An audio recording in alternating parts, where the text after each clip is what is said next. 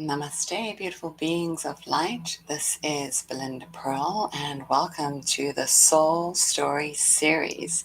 Today we are at lesson number 5, which is all about the key of self-love. We've been walking this path together, and this path is helping us to unveil our true soul story from within inside, so that we can really unfold into life with our divine purpose. Each of us so purposely designed with a purpose here to bring through our soul story. And our soul story helps the greater collective too. It is also part of our ascension pathway. So those that are interested in spiritual evolution, this is really for you too, so that you can really start to understand your soul from inside of yourself, not from that outer world perspective where we sometimes get lost in outer space, some of us. But it's bringing us back to us inside of us, so it can really bring our true essence into life and be luminous beings on this planet. So welcome to the Soul Story series, lesson number 5, the key to self-love. And so what is self-love? If you just take a moment to think about it, what is self-love? What does it mean to you? Do you spend time with yourself, not doing anything? You don't even have to journal, you don't have to meditate.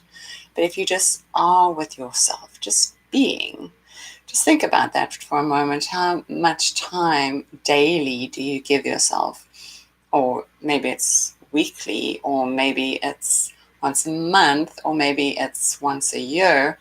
Maybe it's not even all of that, right? Sometimes we forget about setting healthy boundaries and saying no to things, so that we can really bring our essence back to home, so we can listen to the soul story that is being unveiled within inside of us. So again, self-love, the key to self-love, the key to your soul story, to you awakening on your path, is about finding that still time to be with yourself and to really listen within, to understand who you are. And from that place of who you are, you start to see a new world around you. You start to see not the 3D reality that keeps us barred and imprisoned, but rather who you are and how you are reflecting in the world. So self-love is all about self-respect. That's those healthy boundaries that we can set, right? Giving yourself time to really come home to yourself. The other one is self-acceptance, loving all of you, all your fancy quirks and how they show up, or your ins and outs, or your outs and ins, however you are in the world. This is truly a cause for celebration. So can you celebrate you? Accept all of who you are.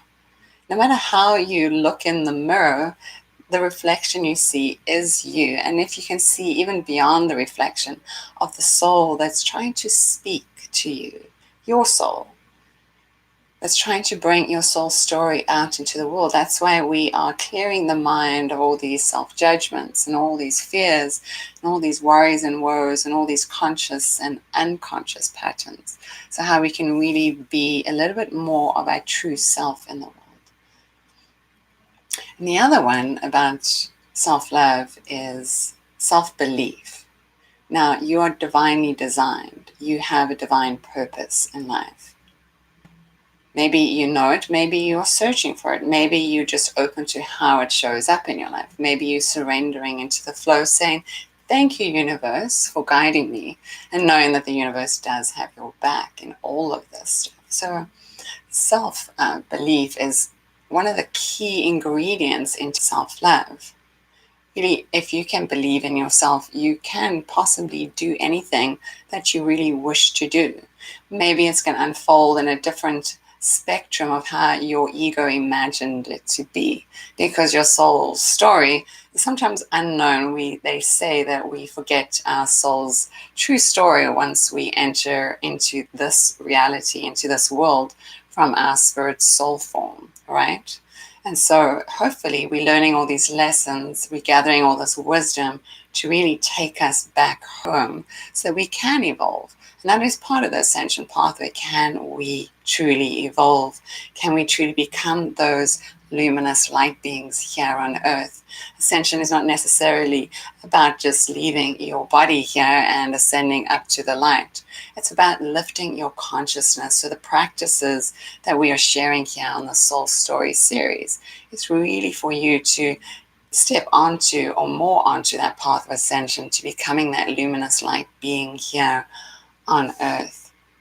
And if you can see yourself as a luminous light being, this is truly part of your self-acceptance. This is truly part of you believing in who you are. So I have a technique that I would like to share with you.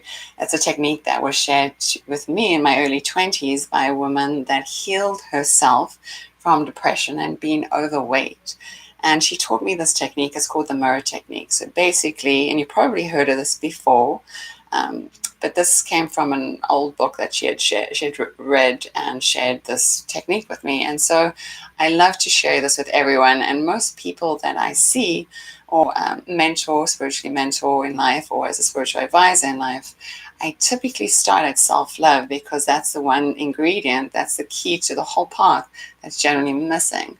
So it's always good to do these practices by yourself so that you don't feel like somebody is watching you. However, maybe after a while, you don't really care if anybody's watching you. So if you find yourself in your bathroom or wherever you have a mirror that you can see yourself, if it's just your face, your eyes, or maybe it's your full body, it doesn't have to be like you have to go find the full length mirror to see all of you. That's great if you have that. But you could be sitting in your car right now and you could just see your eyes in your rearview mirror, or even seeing your reflection in the glass in front of you. And so it's really important to look at yourself in the eyes. Remember, the windows to your soul, they say, is the eyes. So look at yourself in the eyes and just be there. Nothing else you have to do. And then maybe if it feels comfortable, smile to yourself. Now, smiling is powerful. There's so many scientific studies out there that are showing that even if people smile or laugh or giggle, and you may land up giggling after a while because it may feel silly, and silly is good, is that it actually helps improve our mental state and our general health, your immune system. So smiling is powerful. It will make you feel different. It really releases those feel-good hormones. So smile at yourself and see how that feels. And then if that feels comfortable, then maybe say out loud, I love you. And hear yourself say that. I love you. Say that multiple times. Maybe you want to do it as a ritual, so maybe say in sets of 3s, I love you. And hear your words. Hear the sound of your voice, how it ripples through every cell of your beautiful being. And then maybe say, I love you, and say your name out loud. I love you, Belinda Pearl. However you wish to say it. I love you, June. I love you, John. Everybody can say this. And hear your name. There's a reason why you were given that name. Your soul chose that name. The vibration of your name is part of your soul's essence. Every part of your name.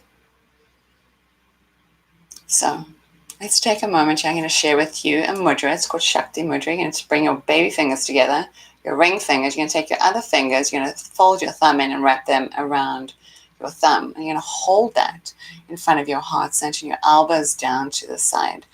Close your eyes for a moment and lengthen through the back of your neck.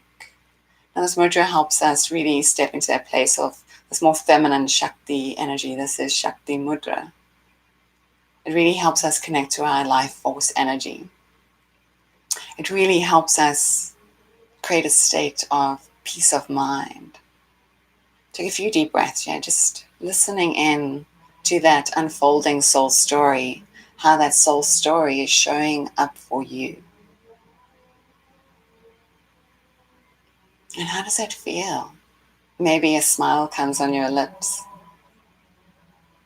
and you feel that smile in your face and your body. Maybe your inner body starts to smile too. Sit with that, enjoy that. These are key ingredients to loving ourselves, to taking the moment of being. This is a great mudra for you to do any time of the morning, the afternoon, the evening, just before you go to sleep. Or maybe it is just when you wake up at the crack of dawn, so you can hear the birds outside and take a few moments, take a few breaths to be with you, to love yourself. And so from my heart to yours, may you always be blessed. Namaste. And again, this is Belinda Pearl, and this is a Soul Story series. And you can find me at belindapearl.com. If you want to, you can also go to my website, and there's some call to actions. You can become a Patreon, or a patron. I like to call it the patron of the arts, where I share exclusive content. I also share daily insights to help you on your soul story, as well as to help you in life, to inspire you to become a luminous light being that you are. Again, this is Belinda Pearl. Namaste.